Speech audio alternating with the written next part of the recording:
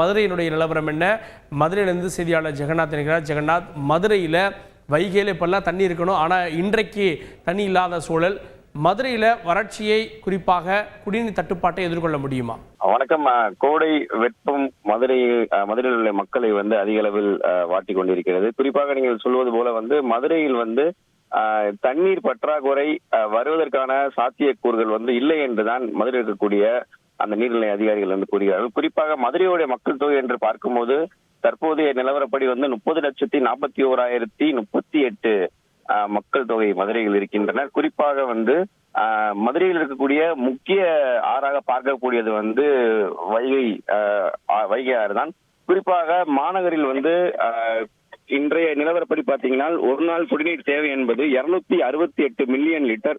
ஆனால் தற்போது கிடைப்பது என்னமோ பார்த்தீங்கன்னா 192 மில்லியன் லிட்டர் தான். இது மதுரை மாநகர் பகுதியில் இருக்கக்கூடிய மக்களுக்கு கிடைக்க வேண்டிய தண்ணீர்.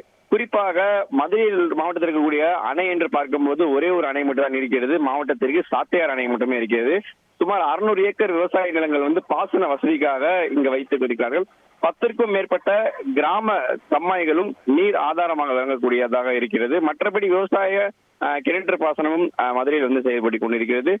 குறிப்பாக மதுரையில் இந்த மதுரையில் இருக்கக்கூடிய மக்களுக்கு குடிநீர் பற்றாக்குறையை போக்குவதற்காக அம்ருத் திட்டத்திலிருந்து பாத்தீங்கன்னா மதுரையில ஒரு ஸ்கீம் போடப்பட்டிருக்கு. இதில் குறிப்பாக உலக அளவில் மதுரை தொன்மையான நகரமா பார்க்கப்படுகிறது.